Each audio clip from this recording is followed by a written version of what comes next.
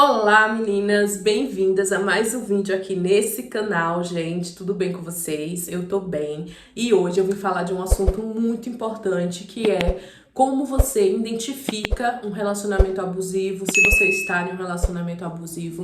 Meio que linka com o vídeo da outra semana, porque eu recebi muitos relatos essa semana depois daquele vídeo e também de alguns vídeos que eu postei nas redes sociais vizinhas, né, vídeos curtos. Pessoas falando sobre essa questão de relacionamento, sobre muito medo, né, de sair do relacionamento que é normal. Mas eu percebi que, assim, as pessoas ainda têm muita dúvida do que é um relacionamento abusivo, sabe? Porque também, gente, nem tudo é relacionamento abusivo. A gente não pode também generalizar qualquer problema que você tenha na sua relação, no seu casamento, já é abusivo, sabe? A gente tem sinais claros de um relacionamento abusivo, mas quando a gente tá apaixonado ou tem dependência emocional, a gente não enxerga. Então eu quis trazer esse assunto aqui pra vocês, porque eu acho importante. Na minha época era muito pouco falado, agora até que tá mais, né? A gente consegue achar muita coisa, mas eu quero trazer pra vocês de acordo com a minha vivência e da minha visão, assim.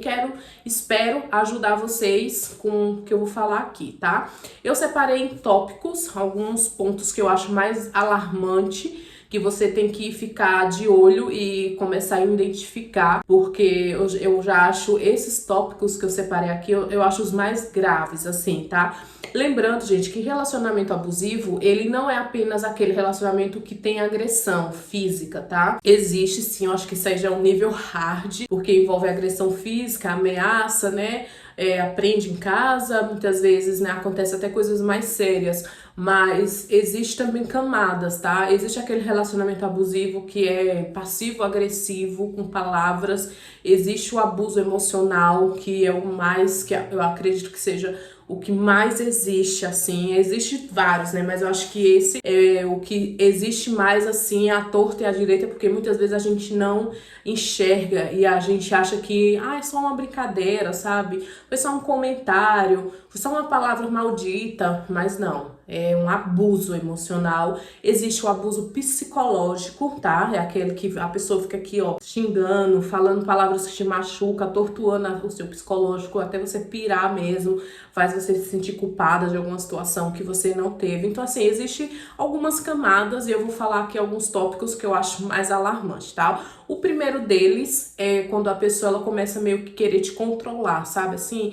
ela tem aquela leve sensação de ficar assim no seu ouvido, mas você não pode fazer isso, ou assim, claro, não vamos generalizar, tá? Existe sim comportamentos que quando a gente está em uma relação, a gente tem que levar em consideração que a gente não pode fazer, ou hábitos que a gente tem que parar de fazer, porque tem que ter um respeito naquela relação. Mas não pode ser algo que te obrigue a mudar o seu jeito de ser, que afaste sua família de você, sabe? Que afaste você da sua família, que afaste você dos seus amigos, a menos que seja uma família que faz mal, que entre muito na sua relação, que cause muita briga entre o casal e o seu marido não é um cara, né, abusivo. Então, assim, existem exceções, mas trazendo para esse tema, quando um cara ou um relacionamento meio que quer isolar você de ter amigo, de trabalhar, de ficar da sua família, eu acho que é um sinal muito forte de um relacionamento abusivo, porque pensa, ele começa praticamente a isolar você do mundo e se torna o centro da sua vida. Você começa a criar uma dependência dessa pessoa, porque tecnicamente você só tem ela. Você já não tem mais amigo, você já não tem mais conhecido. Muitas vezes a mulher não tem nem mais trabalho, não consegue ter um relacionamento com a família, de ver a família visitar a sua casa. Então aquela pessoa fica sendo a única pessoa com quem você convive, vive. É uma grande margem para você desenvolver dependência emocional, tá? Porque você não tem mais ninguém, você só tem aquela pessoa ali. Então, você vai ficando cada vez mais dependente dessa pessoa e dependente não só financeiramente, né? Porque às vezes tem mulher que não trabalha, o marido não gosta que a mulher trabalha, etc. Você vai se tornando dependente emocional daquela pessoa, porque você não tem mais um apoio emocional de um amigo para te dar um conselho, para você desabafar, da família para você se sentir acolhido. Então, você vai ficando emocionalmente cada vez mais na mão dessa pessoa, tá? Isso é um perigo muito grande. Eu acho que esse primeiro ponto você tem que ter muito cuidado. Eu passei por isso, tá? Quando eu tava, né, no meu relacionamento com o pai da minha filha, eu vivi muito isso, que eu não tinha família lá. Mas eu tinha alguns amigos, tá? E muitos conhecidos, porque, como eu já falei, eu trabalhava em telemarketing e é uma área que a gente faz muita amizade. Mas eu tinha 5 amigos em especiais, assim, que eram todos muito próximos a mim, da gente se ajudar mesmo, era uma grande família. 2 deles eram gays e um deles morava sozinho também em São Paulo, a família era da Bahia, então a gente se ajudava muito. E as outras 2 eram mulher, 2 amigas também maravilhosas, uma delas também morava sozinha, então eu também morava sozinha nessa época, então a gente meio que criou ali uma comunidade entre nós 5, em que a gente se ajudava muito. Ele começou a me blindar dessas 5 amizades que eu tinha, a ponto de um dia um desses meus amigos completar aniversário e quis fazer um almoço, né, na casa dele para que nós 5 fosse. Só ia só nós 5, porque era nós 5 contra o mundo, assim, sabe? E ele não me deixou ir, porque ele começava a me ameaçar. Então, se você vai pra casa do seu amigo, eu vou sair com fulano. Só que a saída dele era ir pro bar, beber, pra tabacaria, que naquela época tinha muito em São Paulo, e só chegar no outro dia. E pior, tá? Ele não me avisava, ele desligava o telefone quando eu ligava, desligava na minha cara. Às vezes desligava o telefone, eu não conseguia nem chamar, sabe? Então eu me sentia ameaçada, aí eu acabava não indo. Isso fez com que isso fez com que eu me afastasse cada vez mais dos meus amigos, e os meus amigos começaram também a pegar um tipo de ranço por ele, porque sabia que ele fazia esses jogos psicológicos comigo, sabe? Então meus amigos não conseguiam conviver com ele, então eu não conseguia marcar nada assim entre nós, meu grupo de amigos e ele, porque os meus amigos tinham uma certa ressalva deles, porque sabia a chantagem que ele fazia comigo e queria de uma certa forma me afastar deles. E o meu ex não queria que eu tivesse esse grupo de amigos, porque ele queria me isolar. E também porque ele dizia que eram gays e iam ficar só falando de homem e se metiam demais na minha vida, sabe? Esse papo quando o cara é meio controlador.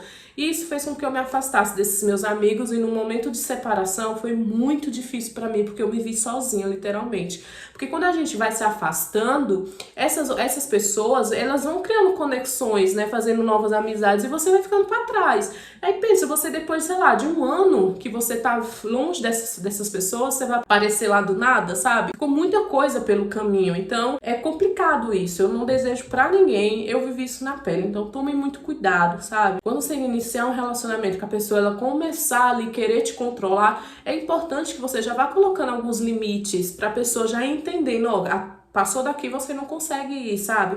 Porque senão a pessoa vai invadindo cada vez mais, depois você não consegue voltar. O segundo ponto, gente, é aquele ciúme, tá? Aquele ciúme, eu sei que no relacionamento é normal a gente ter ciúme, é normal, tá? Tá tudo certo. O que não é normal é quando a pessoa ela tem ciúme por tudo, ou um ciúme onde ela não vê motivo, tá? E começa a ficar até agressivo por causa desse ciúme, às vezes te rebaixa, às vezes te humilha, cria situação que vai te deixar mal. Então, assim, é um ponto que você também tem que ter muito cuidado. Como vocês sabem, eu também vivi isso. Eu fiquei 3 anos sem falar com um amigo meu, que é o advogado que fez a pensão da minha filha, né, o processo de pensão. Ele sempre foi muito meu amigo, a gente nunca teve nada, inclusive eu achava que ele era até gay, mas ele tinha um ciúme muito grande desse homem, tipo assim, me ameaçava, ele fazia muita ameaça, sabe, muito jogo psicológico mesmo.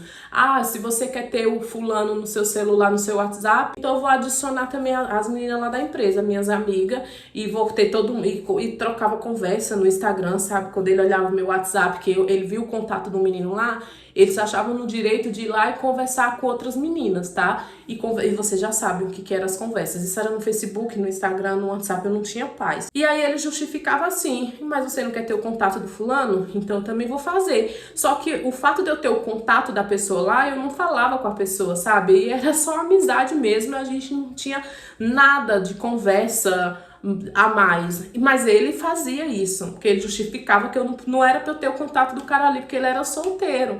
E assim eu bloqueei e fiquei 3 anos com o cara bloqueado, tá? Um grande amigo meu, que me ajudou muito no processo de separação, apesar desse afastamento de 3 anos. Ele me ajudou muito, inclusive fez todo o processo da minha filha de graça pra mim, sabe?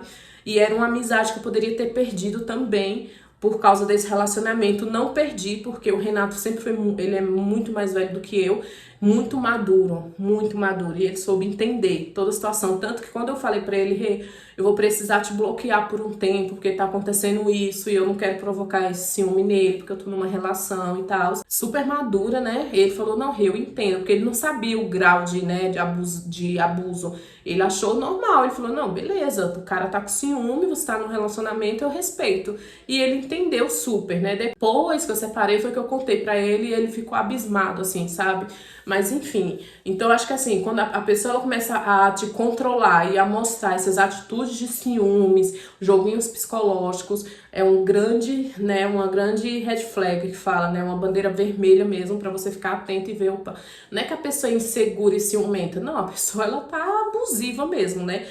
Todo mundo é passivo de ter ciúmes, mas aí você querer bloquear, fazer a pessoa bloquear todo figura masculina ou feminina, eu já acho demais. Eu não tinha contato com nenhum homem hétero, vamos dizer assim. Eu era supervisora de call center e eu tinha um hétero na minha equipe, que eu trabalhava por escala, um final de semana, sim, outro não. Quando era minha folga no domingo, eu deixava esse rapaz olhando a operação, porque se desse algum problema de sistema, ele falava comigo para eu resolver. E eu não podia ter esse menino, porque ele era o único hétero. Ai, eu não aceitava, era uma briga. Muitas vezes eu pedia pra ele falar comigo com o telefone de uma amiga nossa lá, que era sapatão, pra eu não ter briga em casa, sabe? E o menino namorava, sabe? Era noivo da irmã de uma funcionária minha também, então não tinha nada a ver. Mas eu não podia, a gente teve muita briga por causa disso. E eu falava pra ele, é o meu trabalho, sabe? Ele é o único cara mais velho e responsável, gente, pra cuidar de uma operação que tinha muita adolescente, né? Call center tem muito jovem, assim, a faixa etária do pessoal que trabalhava comigo era 20, 18 anos, então era uma galera muito jovem, que não levava muito trabalho a sério, conversava demais, então você tinha que ter uma pessoa mais velha ali pra ir controlando, e ele era o cara que era noivo, mais velho, então ele conseguia me trazer essa segurança de cuidar daquela operação quando eu não tava. Mas eu tive muita briga em casa por causa disso e ameaças, né? Ah, então você quer estar falando com o Fernando na sua folga, você não tem que falar com ele na folga, então eu vou falar com a fulaninha ali. E eram meninas que ele já tinha tido alguma coisa, assim, não ficado, não necessariamente ter ficado, mas assim, tinha tido flerte, conversa, sabe? Então era sempre uma ameaça. Então é o segundo sinal que eu trago pra vocês, assim, alarmante, pra vocês ficarem atentas e não permitir essas coisas, tá? O terceiro sinal, eu acho que entra um pouco nessa questão do ciúme que eu falei, que é a agressividade, tá? A agressividade, ela não necessariamente ela é aquela que bate, aquela que ameaça, mas é aquela agressividade no modo de falar, sabe? Uma pessoa agressiva com você, que te grita, que não te respeita a nível de, tipo assim, falar palavrão com você. Ele mandava eu me fuder, sabe assim? Muitas vezes. Eu nunca vivi nada em um relacionamento próximo num nível de desrespeito desse, assim, de mandar eu me fuder, mandar eu tomar naquele lugar, me apelidar. Ele me apelidava muito, me chamava de cara de cavalo, sabe? Então, assim, apelidava minha mãe, chegou a apelidar minha mãe, chamar minha mãe de cara de sapato. Então, isso também tipo assim, pra mim era uma agressão, sabe? Uma falta de respeito exacerbada, sabe? E eu ficava mal, tipo assim, dava dedo pra mim, sabe? Dava dedo nesse nível, sabe? Era absurdo, assim, e eu me magoava muito com essas coisas, mas eu falava assim, é o jeito, né? Ele é explosivo. Mas não, é uma agressão, cara. É o seu parceiro tá mandando você ir pra aquele lugar, sabe? Não te respeita, sabe? Então, assim, cuidado. Não é só agressão, tá? Física que eu falo. Existe a agressão verbal. Isso é uma agressão verbal, tá? Então, eu acho que é um ponto que acaba com a nossa autoestima também, sabe? Acabava comigo, gente. Eu chorava horrores, porque eu não me sentia respeitada. Além de eu não me sentir respeitada, o nível de traição que eram muitos, eu não me sentia respeitada nesse ponto, no modo de falar comigo, sabe? Falava comigo como se eu fosse qualquer pessoa da rua, sabe? Então me quebrava, assim. Porque, assim, às vezes a pessoa, ela começa com esse tipo de agressão verbal, pra evoluir pra agressão física, é isso aqui, tá? Só pra ficar claro. Eu acho que eu nem preciso falar tanto sobre a agressão física, porque eu acho que isso aí já é o limite do limite, né? Pra você não aceitar de jeito nenhum. A primeira vez que você for agredida fisicamente, é tchau e bênção, gente. É tchau e bênção. Porque o cara bateu uma vez, traição, suportei, perdoei. agressão verbal, agora agressão física, cara, isso é uma coisa que eu garanto pra vocês que eu não suportaria. Sabe por quê? Porque eu sou tão, assim, meio que... eu ia querer me vingar. De alguma forma, eu ia querer bater de volta. Ou então ia querer pegar desprevenido e devolver. E aí não ia dar certo. Então, não aceitaria isso de forma nenhuma. Então, eu falo pra vocês, não aceite. A primeira vez que seja a última. Não dê espaço pra pessoa fazer de novo, porque ela vai fazer. Ela vai fazer. Cortar mesmo o mal pela raiz. E aí, né, eu acho que eu não preciso nem decorrer muito sobre isso, né? Acho que eu falei o que eu tinha que falar sobre esse assunto. Que pra mim...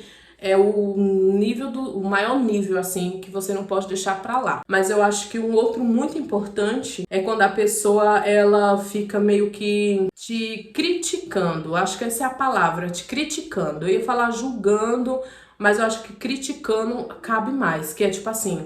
você põe uma roupa, nunca tá bom pra aquela pessoa, nunca tá bonito. Você muda o cabelo, também não combinou com você. Você emagrece, mas tá magra demais. Você engorda, aí já tá gorda demais, sabe? Quando a pessoa ela começa a te criticar muito, a atacar muito a sua aparência, a sua autoestima ou tudo que você faz, eu acho que aí isso também é muito ruim e é um dos sinais pra você identificar que é uma relação abusiva, tá?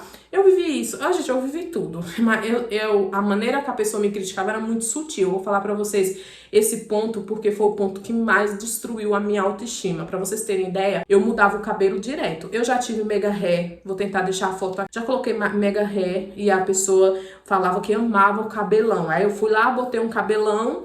Depois, com um mês, cara, já não gostava mais, já tava me envelhecendo. Aí eu fui lá e tirei o cabelão, cortei Chanelzinho de bico. Mas aí já não combinou com você, porque você é bochechuda.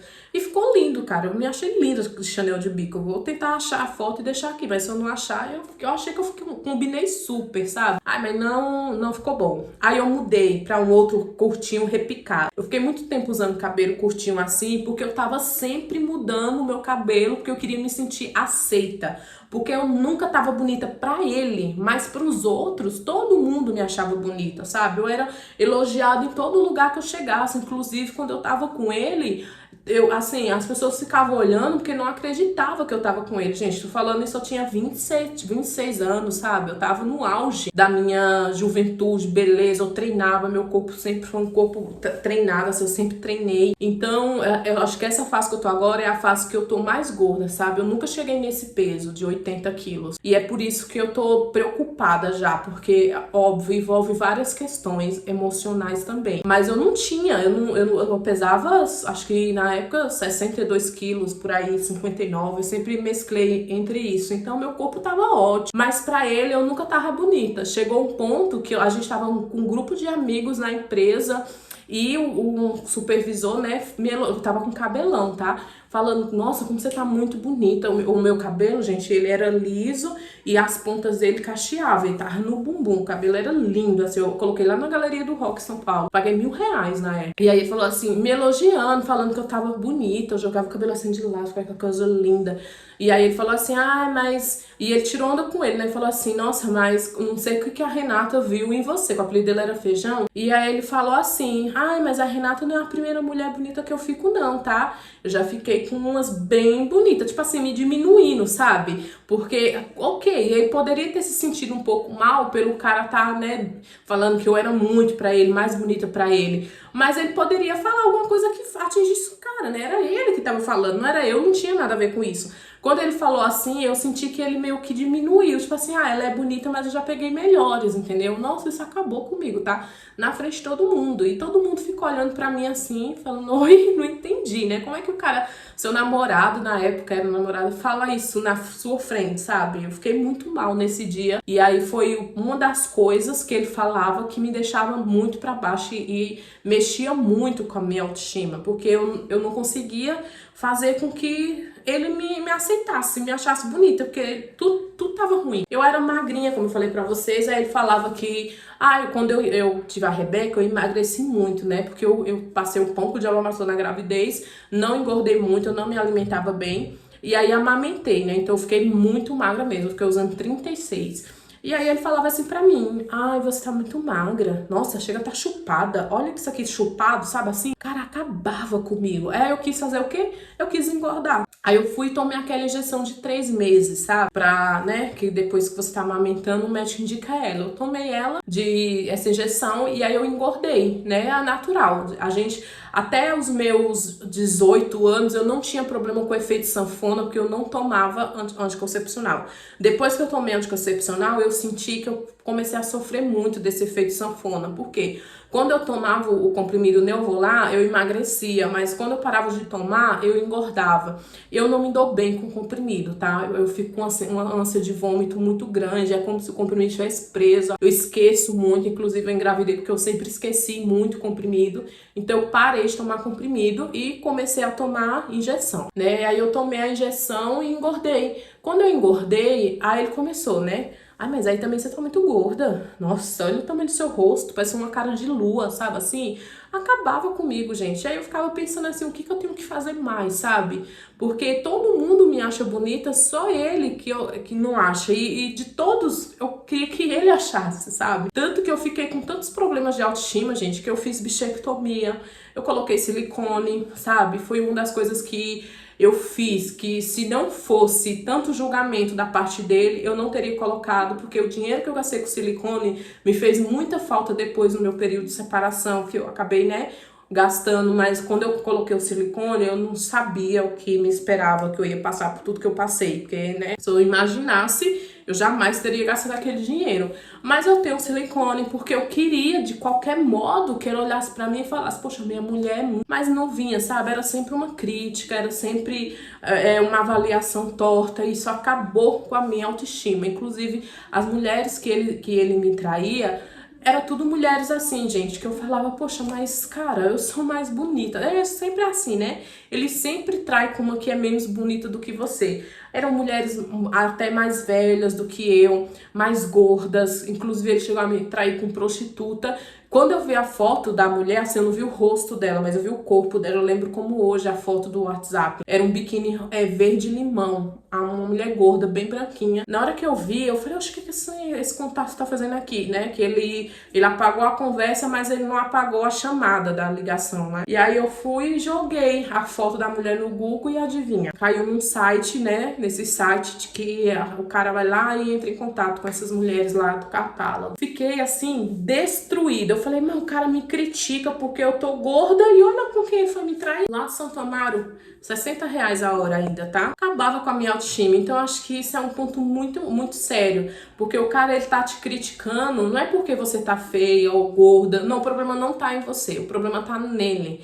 Ele se sente tudo isso que ele tá falando pra você, e ele tá transferindo pra você porque ele quer te ver mal. Porque ele se sente mal com ele mesmo, e ele quer te ver mal também. Porque as pessoas todas falam que você é isso, que você é aquilo, e pra ele mexe um pouco, sabe? Eu não sou, ela é demais pra mim. Eu sentia que ele competia muito comigo, sabe? Parece que ele tava sempre em uma competição comigo. E eu não queria isso, eu não queria. Muitas vezes eu me anulei porque eu percebia nele que era como se ele tivesse se sentindo inferior, assim, como se ele estivesse competindo mesmo. Então eu me anulava, que era pra não deixar, sabe, mais mal. Então eu passei por isso. Então cuidado, quando a pessoa começa a te criticar demais, ela vai ferrar com sua cabeça, sabe? Ela vai ferrar com sua autoestima, e é muito difícil depois você sair disso, né? Olha eu aqui hoje com 80 quilos, com várias questões, tá? Então acho que é um ponto muito importante pra você pensar. Por que eu tô trazendo tudo isso aqui pra vocês, gente? Porque quando muitas dessas coisas, você pode pensar assim, mas é só o jeito da pessoa, sabe? É porque ele é assim mesmo, ele é impaciente, é porque ele é cabeça dura. Gente, não é. Não é, porque a pessoa é abusiva mesmo, sabe? E um outro ponto importante é o tratamento do silêncio, tá? Eu passei muito por isso também. Quando às vezes a pessoa não acorda num dia muito bom, e aí ela quer descontar em você, sabe? E fica muda dentro de casa. Se você não falar, a pessoa fica lá uma semana sem falar com você. E às vezes você não fez nada demais, sabe? Eu ficava implorando, o que tá acontecendo, meu? O que foi? Por que você tá calado? O cara descia pra dormir no sofá, sabe? Mas toda vez que ele descia pra dormir no sofá é porque ele tava de conversinha com alguém. e mudo, assim, sabe? O tratamento de silêncio absurdo. E eu ficava louca, porque eu não sabia o que estava acontecendo. Então não é o jeito da pessoa, mas ele é assim mesmo, calado. Não, não é assim. A pessoa ela é abusiva mesmo. E é um inferno viver com uma pessoa assim, sabe? É um inferno, porque você não se sente.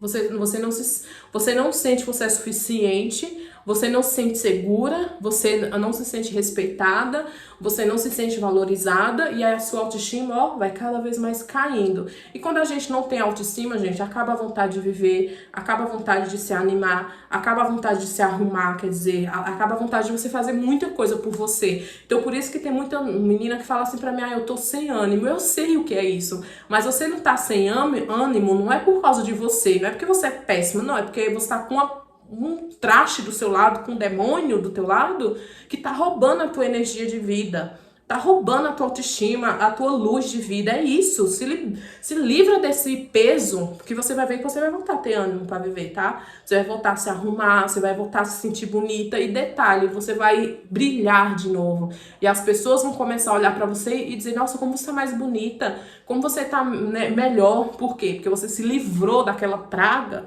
que tá te consumindo, literalmente, tá? Eu recebi um relato no Instagram hoje que mexeu muito comigo. Ela falando que ela não consegue nem ter contato com a família, não consegue sair de casa, mas o cara expulsa toda hora. Gente, agora me fala, como que você consegue viver com uma pessoa assim, sabe? Porque você não tá amarrada com essa pessoa. Essa pessoa não é o teu pai, nem o teu pai que te colocou no mundo faz isso com você. Como que você vai conseguir ficar ao lado de uma pessoa que não deixa você ver sua mãe, que não deixa você sair de casa, que não deixa você trabalhar para comprar suas coisas? Gente, pra mim, eu não consigo, sabe? Eu não consigo. Por mais dependência emocional, por mais amor que você tem por esse homem, mas você precisa amar você, cara. Você precisa olhar e dizer assim, eu vou sofrer por esse desgraçado, mas eu vou sair disso aqui, velho. Porque é melhor sofrer sozinha, porque uma hora vai acabar, do que ficar aqui sofrendo com essa miséria e morrendo todo dia um pouquinho, sabe? Gente, vai passar o sofrimento quando você termina um relacionamento bosta, assim, ele é passageiro. Uma hora você vai se livrar disso, você vai voltar a viver, vai conhecer uma pessoa melhor ou não, vai ficar bem sozinha. Agora, quando você tá com uma peste dessa, é como se você morresse todo dia um pouquinho, sabe? Não existe luz no fim do túnel com uma praga dessa. Então não vale a pena. Eu até falei no meu Instagram essa semana, por mais que você tenha esse homem como maravilhoso na sua vida, pai de seus 10 filhos, seus 5 filhos, não importa. Importa o que ele é pra você, sabe? Porque seus filhos vão casar e vão fazer a vida deles. E você vai morrer velho ao lado de uma peste que só te maltratou na sua melhor fase, que é a sua juventude? Não vale a pena chorar por homem. Eu sei, quando a gente gosta, é muito difícil pensar dessa forma, mas tem uma coisa que esse relacionamento me ensinou, foi ficar ruim, gente. Desculpa, às vezes eu sou um pouco ruim, assim, pra homem, sabe? Porque, primeiro, não é que todos os homens são iguais, existe muito homem bom no mundo, tá? Existe muito homem que realmente quer uma mulher, construir uma família, existe sim. Mas eu tenho pra mim que, assim, homem, ele não gosta de mulher boazinha, boba. Homem gosta de mulher com atitude. Homem gosta de mulher firme, porque isso faz ele admirar essa mulher. A mulher que bate o pé e fala, opa, comigo você não vai fazer isso não. Comigo é assim, assim, assim. Se quis, quis. Se não quis, eu fico muito bem sozinha. Foi uma das coisas que eu falei pro menino que tá comigo. Falei, olha, eu me tornei sim uma mulher muito mais segura, muito mais independente. Então, o cara pra querer ficar comigo hoje, ele realmente tem que me agregar alguma coisa. Porque se ele não me agregar nada, meu amor, beijo, tchau, não preciso. Sabe? Eu não preciso, eu tô muito bem sozinha. Eu sei do inferno que eu lutei pra sair e eu não vou me colocar em outro. Nem pelo melhor cara do mundo, nem por o mais bonito do mundo. Eu não vou. Eu prefiro ficar sozinha, de verdade. Eu me dou muito bem sozinha, sabe? Eu me dou muito bem no relacionamento, mas eu também não tenho problema nenhum de ficar sozinha. Então, eu hoje sou essa mulher, tá? E eu tenho um orgulho, literalmente, quando eu postei um vídeo falando que eu gosto mais dessa Renata agora, é porque eu realmente, hoje eu tenho a plena consciência que eu não sofro mais por homem. Pode ser o melhor homem do mundo. Não vale a pena você chorar, sofrer, se lamentar por qualquer homem que seja. Não vale a pena, sabe por quê? Porque, cara, você não nasceu com homem nenhum, você nasceu sozinha, você tem sua história, você tem sua jornada. Se o cara ele não quer ficar do seu lado, tchau. Ai, mas eu vou sofrer. Você tem medo de passar um mês, 2 meses triste? Não tenha medo. Gente, eu tenho medo de passar fome. De deixar minha filha passar fome. Eu tenho medo de ter uma doença e morrer antes da minha filha e deixar minha filha sendo cuidada pelos outros. Eu tenho medo de perder minha mãe, meu pai. Agora, medo de ficar triste porque acabou um relacionamento, vai passar, tá? Eu sei que a Renata lá atrás não pensava dessa forma e eu precisei passar por tudo isso para me transformar no que eu sou hoje. Por isso que eu tô aqui falando para vocês, enfrentem os demônios de vocês, sabe? Enfrenta o medo da solidão, enfrenta o medo de sofrer, enfrenta o medo de ficar desempregada. Gente, vai atrás, às vezes a gente tem que trabalhar com o que a gente não gosta para depois viver o que a gente gosta. Olha, eu hoje aqui, eu era supervisora de call center, eu ganhava R$ 2.300 em São Paulo. E hoje eu tô costureira. Odeio costurar. Fui embora daqui do Nordeste pra não costurar. E olha eu aqui de volta costurando, de volta às minhas raízes, literalmente. E tá tudo bem, porque às vezes a gente tem que dar 5 passos pra trás pra pegar impulso pra ir 5 pra frente. Então enfrenta isso, mulher, você não precisa passar por isso. Você tá passando por isso porque você tá sendo omissa, infelizmente, omissa com você, com seus filhos, porque você tem essa falsa ilusão que é o pai dos meus filhos, eu tenho que ficar com ele. Não, sabe que a criança, ela precisa de um ambiente tranquilo, de um ambiente em paz, de um ambiente com amor, para ela crescer e se tornar um ser humano bom. Uma criança que ela vive num ambiente de briga, xingamento, agressão, muita dificuldade, essa criança quando se crescer, ela vai se tornar um adulto complicadíssimo. Ela vai se tornar um adulto cheio de trauma e de bagagem que ela não precisaria ter, sabe? Então, assim, a que custo você quer manter um casamento? Ah, mas eu tenho medo de passar necessidade. Antes de você se envolver com essa peste, você não vivia? Você não trabalhava e não comia e não usava suas roupas e não comprava seus perfumes? Por que depois desse traste você não vai conseguir? Você ficou aleijada? Você tá nesse casamento e aí depois que você sair desse casamento você vai aleijar e não vai conseguir trabalhar mais? Para, gente. Você vai conseguir trabalhar assim, porque você tem duas pernas, você tem 2 braços, você tem inteligência, você tem sua força, você tem seus filhos para te dar força todos os dias. Você vai conseguir sim, só não tem jeito para quem morre, tá? Então eu queria falar isso para vocês, porque linka com o que eu falei no Instagram nessa semana lá das caixinhas, e o que eu falei lá eu vou falar aqui, tá? Mulheres, vocês que não casaram ainda, para com essa ilusão de achar que eu vou casar por amor. A gente é trouxa mesmo. Falei isso lá e vou falar aqui também. Nós mulheres, a gente sofre porque nós somos muito sonhadoras. A gente é trouxa. A gente vê mulheres ficando no relacionamento por amor. Porque às vezes o cara não tem absolutamente nada para oferecer para aquela mulher. Algumas situações você vê que a mulher tá sustentando o cara, mas ela tá com ele porque ela ama ele e ela defende esse macho ainda, viu? Quando alguém vai falar assim, nossa, mas o seu marido não ajuda com nada, não faz nada, você tá sustentando ele, ela defende com unhas e dentes. Ah, mas ela é isso pra mim, ela é isso pra mim. Tá ali defendendo o dito cujo, porque ela gosta. Agora, você já viu um homem tá com alguma mulher que ele não considera assim, um homem ficar com uma mulher gorda, tipo, você vê essa molecada. A maioria eu vejo no TikTok direto, tá? O pessoal perguntando, você namoraria uma gorda? Não. Sabe por quê? Porque o homem, ele se relaciona por interesse. Não vem achar que o homem se relaciona com mulher por amor, não. Ele tá sempre com interesse, no que aquele relacionamento vai ser conveniente pra ele, tá? Porque antes do homem gostar da mulher de verdade, ele se junta a ela por interesse em alguma coisa. O homem não ama a mulher de cara, não, tá? Eu acho difícil até um homem amar, acho que são poucas, raras as ocasiões em que realmente um homem tem um amor genuíno pela mulher. São poucos casos. A grande maioria é um interesse. É um interesse no corpo, é um interesse porque a mulher é bonita, na aparência, ou então o cara é sozinho e não vê a hora de ver uma mulher para entrar na casa dela para não ser mais sozinho, para ter uma mulher que cozinhe, uma mulher que lave, para ter uma mulher que cuide da casa, sabe? É verdade. Tem tantos homens, sabe, que já não tem mãe, não tem pai mais, tá sozinho, é separado há muito tempo, e todo mundo sabe que cuidar de uma casa para a mulher é totalmente diferente que para um homem. O homem, ele não se dá muito bem com essa questão de fazer comida, tem muitos que fazem, mas não é a mesma coisa. Então ele tá sozinho, assim, a mulher ela lida muito melhor em ficar sozinha do que um cara. Então o cara tá louco pra aparecer uma mulher sozinha que tem uma casa montada pra se enfiar dentro e aproveitar disso. Então a gente tem que começar a ser racional e menos emocional, porque a gente sofreria menos. Se nós entendêssemos que quem escolhe somos nós, o mundo as mulheres sofreriam muito menos e pode ter certeza, os homens seriam outros. A gente estaria vivendo uma sociedade muito melhor para as mulheres, porque somos nós que escolhemos. E nós temos que ter critério para escolher. Não é só porque o cara é bonito, ou porque o cara é bonzinho, ou porque eu gosto dele. Isso não pode ser critério. Você tem que ter critérios estabelecidos, sabe? Eu vou me envolver, eu vou escolher esse cara por quê? Porque ele é trabalhador, porque ele é provedor, principalmente.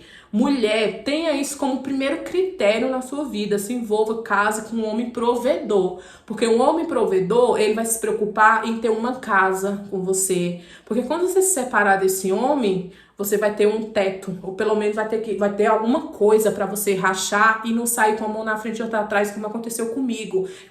Gente, a gente não pode ser tão sonhador ao ponto de você se envolver com uma pessoa, você viver 16 anos, 15 anos, 20 anos, 30 anos com uma pessoa, gente, quase a sua vida inteira. E depois você sair com a mão na frente e outra atrás e recomeçar. Você tem noção da gravidade disso? Então, o que eu tô querendo falar pra vocês é veja com quem você tá se envolvendo, porque é a decisão mais importante da nossa vida. Porque é pra quem você tá entregando os melhores anos da sua vida. Então, se você tá com um cara provedor, é o cara que você não vai precisar se preocupar com o arroz da cozinha, porque o cara é quem vai se preocupar pra colocar comida na despensa. Você não vai se preocupar se vai faltar leite pros seus filhos ou fralda, porque o homem tá lá buscando e ele vai trazer o leite pro filho. Você vai ser mais feminina. Você vai conseguir juntar o seu dinheiro. Se você vai trabalhar, e o seu dinheiro vai ser realmente para você se cuidar, se ficar mais bonita, juntar, fazer um pé de meia para você, porque quando esse relacionamento acabar, porque a gente nada é para sempre, né? Não tem como a gente saber do futuro, você vai ter um pé de meia para você. E se você for nessa ilusão, mas eu amo ele, ó. Na hora da separação, ninguém lembra de amor não, tá? Ninguém lembra de amor, não. Você só conhece a pessoa na hora que você tá separando dela. Então é isso que eu queria falar pra vocês. Sejam mais racionais, façam escolhas inteligentes. E quando você for querer procurar alguém pra se relacionar, lembre que quem escolhe é você. Tá? E tenha critérios para escolha. Não vá só pelo sentimento, não vá só pelo coração, porque sabe por quê? É uma frase que eu falei lá para encerrar com chave de ouro, senão vai ficar um vídeo muito longo. É isso. O rico, sabe por que o pobre sofre mais no divórcio do que o rico?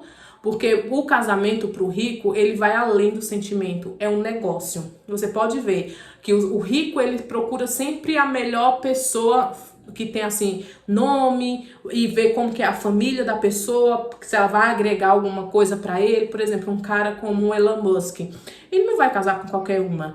Ele vai procurar uma mulher que tem um bom nome, que tem uma família boa, que vai agregar para ele, tá?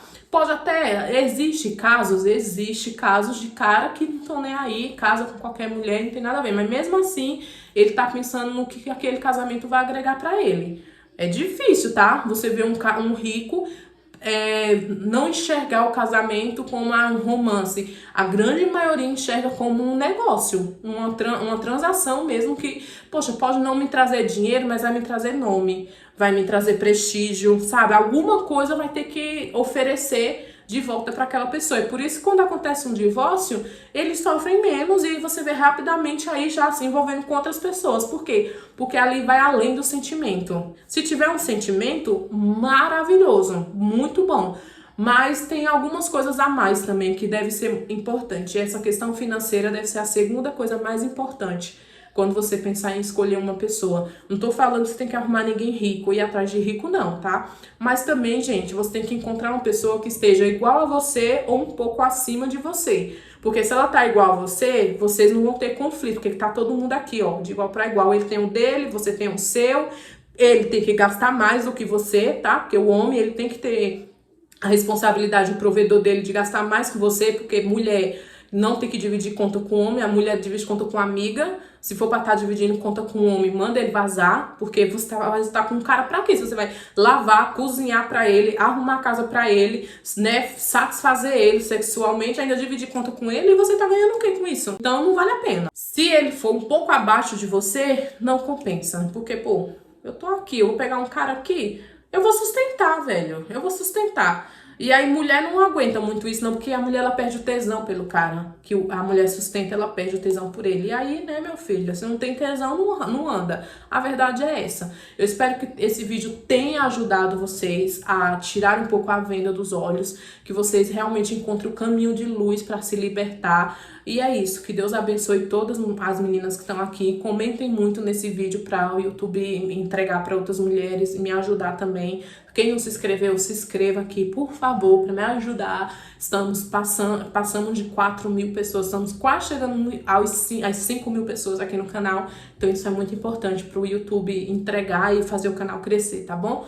Um beijo e até o próximo vídeo.